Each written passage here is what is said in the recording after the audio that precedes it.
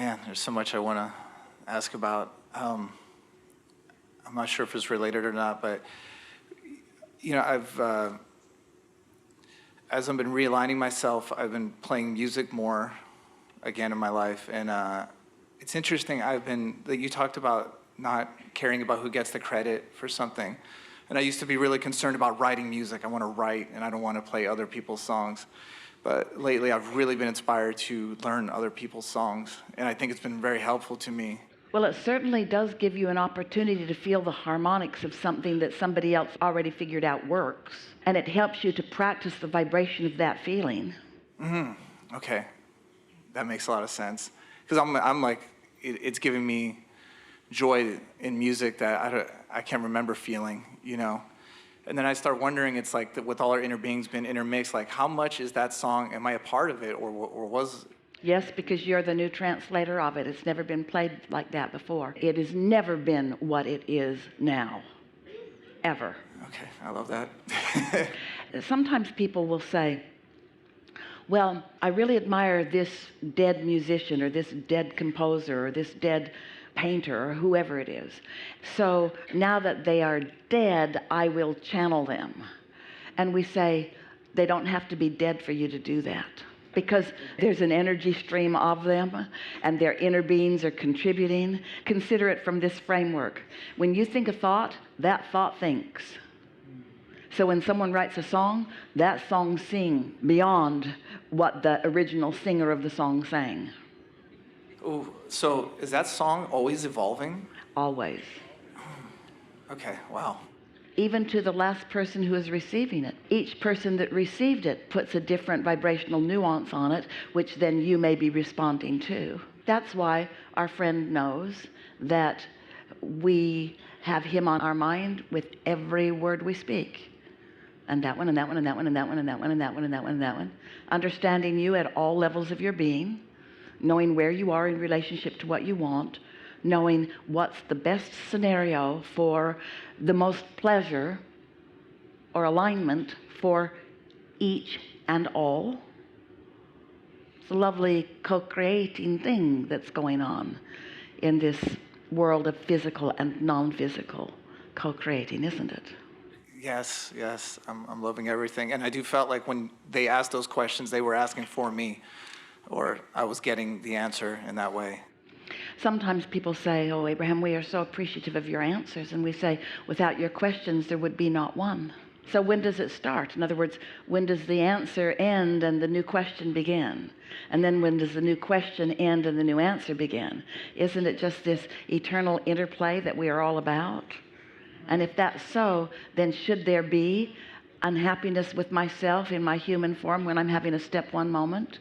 Or appreciation for the birthing of the step three moment that this step one moment is giving to the universe? So you're starting to get the sense of your eternal nature and the important role that you play in all of it, you see. Oh, that brings another question. And you call us genius creators, everybody. And is just every human a genius creator, or is there a way to be and to ask a question even, I don't know, like why do you say that? Well, when we say it, it's not for sake of flattery. We want you to feel the satisfaction that comes when you hook up with you. That's what we call that genius moment. When you let yourself fully be you while you are engaging in something that is new out here. One might say, we might say, we are saying that the birthing of something beyond what is that moment that we're talking about. Something far beyond regurgitation. That's that quest for joy that you're looking for. That's that knowing that there is more and reaching for it. But you see, you have an interesting perspective, because on the one hand, we're saying to you, it's the next logical step. It has to feel like the next logical step or you can't take it. And when it feels like the next logical step, it doesn't feel like some great big deal. So you're going to have to figure out what to do with that. That's where that satisfaction comes in. Humans are so accustomed to having such a big gap between their desire and their letting it in, that they want the band to play and the champagne to flow whenever they do a little bit of allowing. And we want there to be such a subtle gap between what you're reaching for and letting in and what you're reaching for and letting in, that you are in a continual state of satisfaction at varying levels of being. That's really what you intended.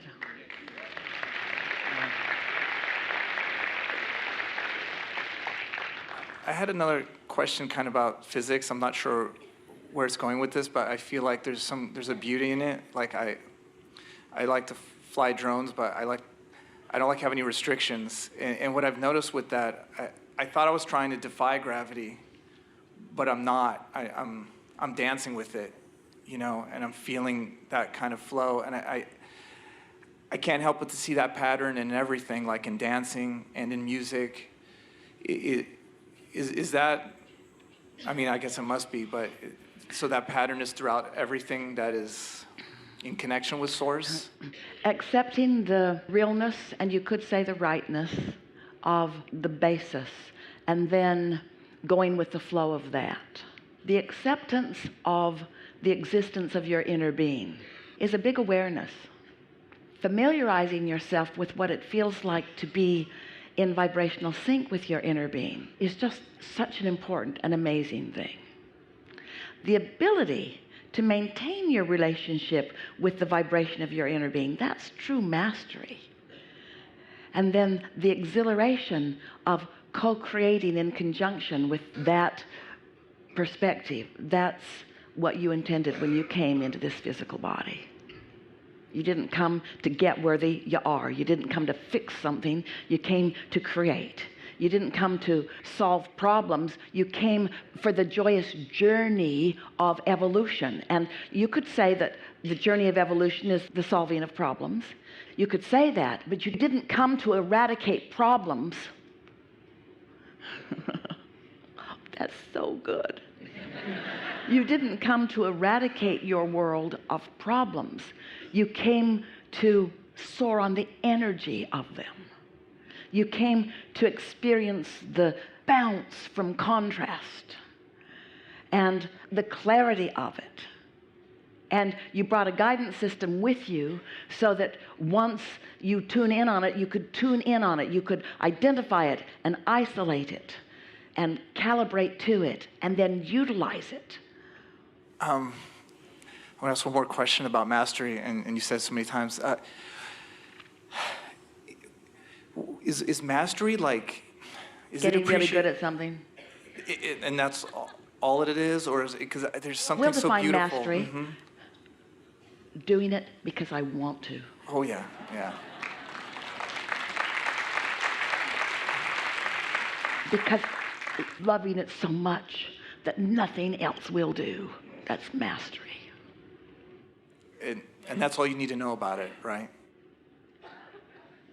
Because when you feel like that, you feel like your inner being feels.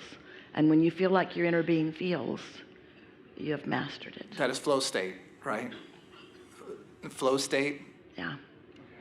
Tuned in, tapped in, turned on. There is such appreciation for you.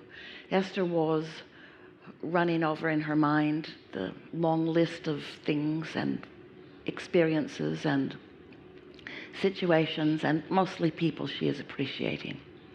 Appreciating the ship, of course, and all the momentum that it has accomplished before you all got here. All of that readiness for you. That is something really to appreciate, isn't it? And then Esther is mostly thinking, about her merry band, her team of technicians, her camera people and her audio people.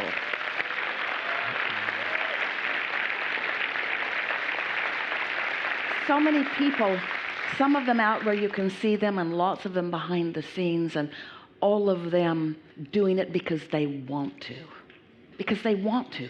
Not because they should or because they have to, but because they want to. Because they want to be part of this They want to be a piece of the magnificence of this, you see.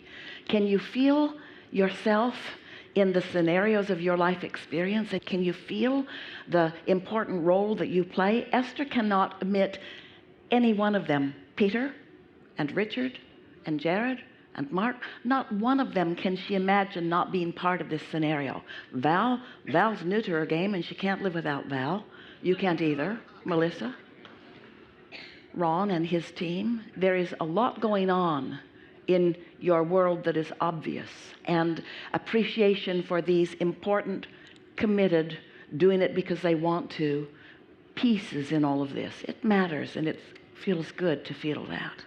We want you to focus with us on the unseen fairies of the universe who are working with commitment in constant harmony with you and your requests. And you know why we are all about that? Because we want to. Not one of us has been assigned to you. Not one of us needs to do it. We are with you in your hopes and dreams and daydreams and night dreams and wishes.